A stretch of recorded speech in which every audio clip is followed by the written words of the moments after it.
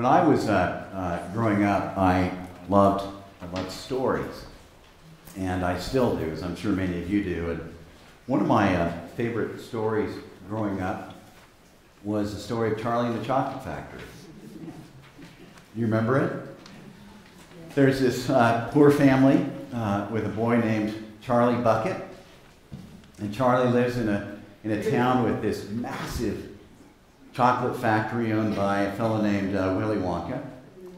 And Willy's factory, however, is shut down. It's closed to the public.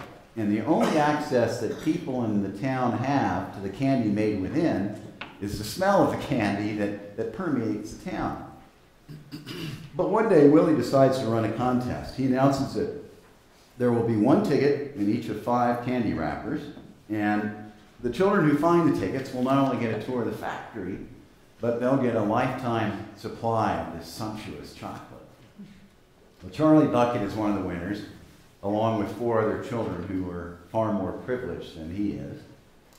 And on the day of the factory tour, things happen to the other 4 children, one of whom is named Veruca Salt.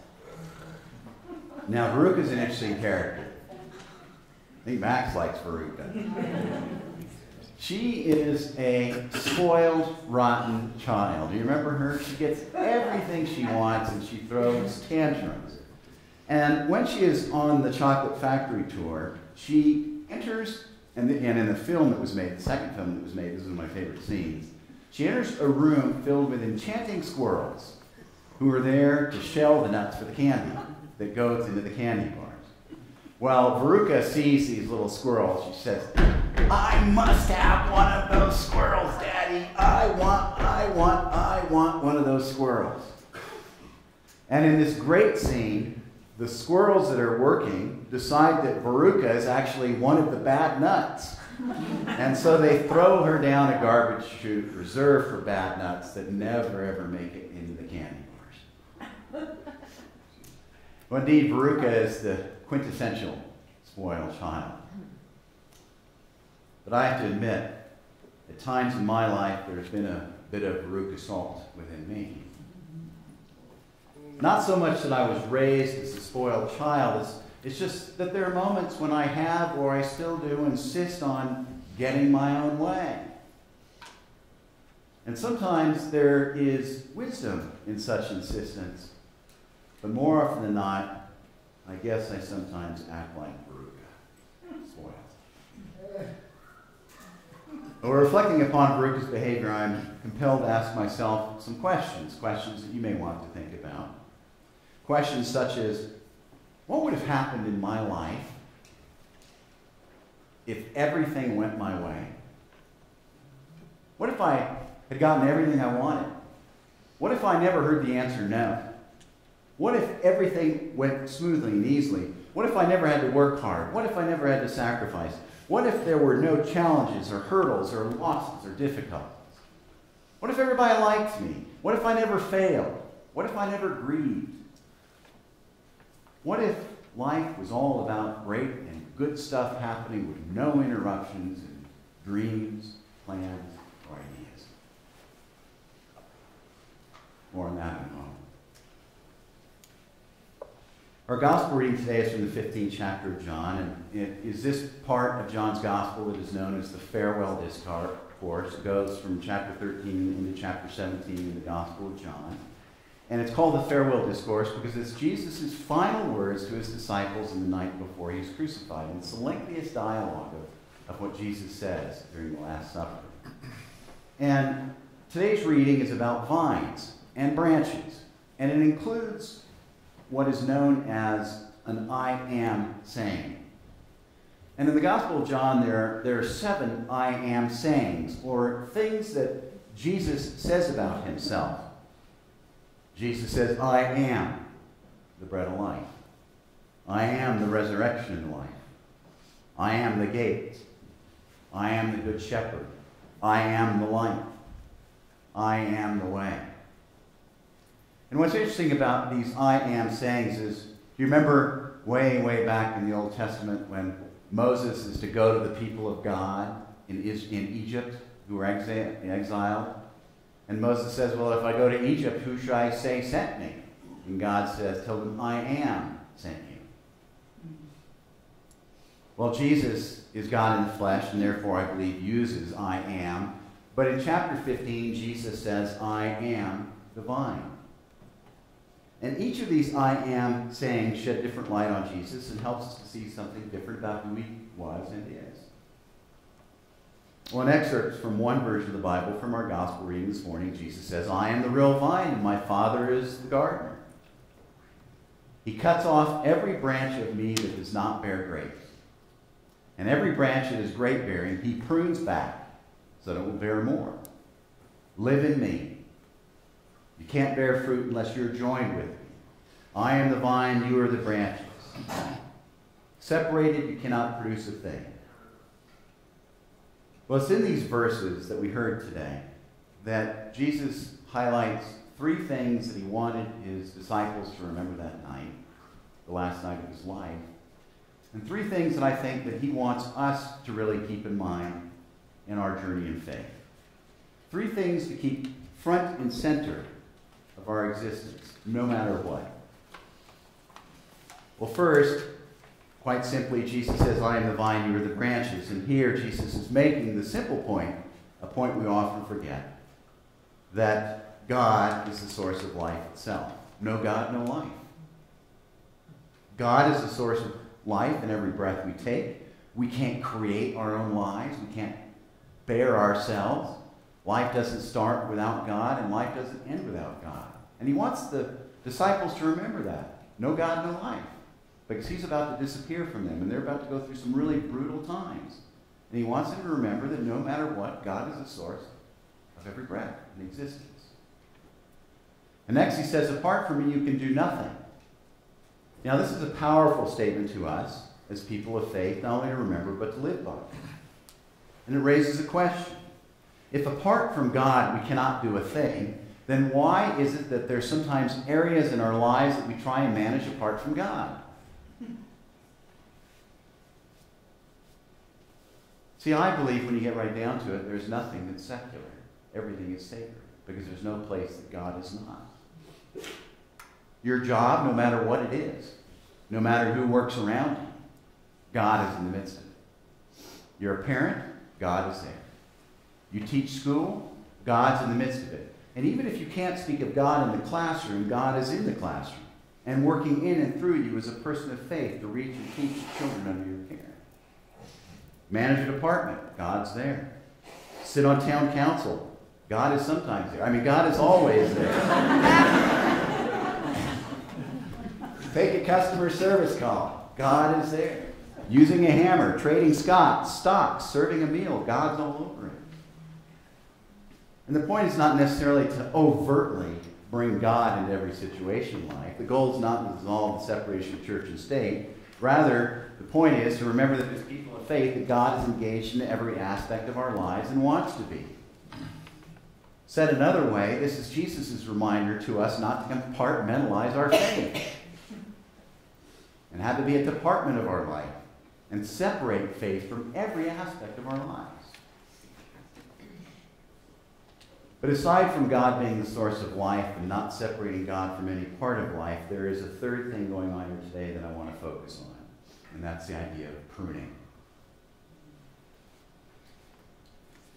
Now, when a plant is pruned, what happens? It goes in every direction. And branches on a vine that don't produce fruit drain energy from the whole plant. You ever seen an unpruned rose bush? And small suckers left on a vine diminish the strength of the vine. And a vine or a plant without pruning cannot produce really a thing. And if it does, it's very weak. And Jesus says that just like a gardener prunes vine branches so that there will be more fruit, God prunes each of us. But God doesn't prune us to cause us pain, but rather to help us live more fully, more productively, more wonderfully, and more closely to Him. And God prunes us, I believe, in a variety of ways. Have you ever been headed in a direction in your life, a direction you really wanted to pursue, but no matter how hard you pursue it, doors keep closing. Might that be God's pruning?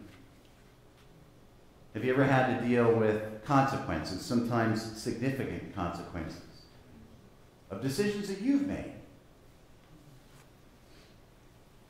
Does it ever feel like you continue to hear the word no on a certain subject, even though you want to hear yes?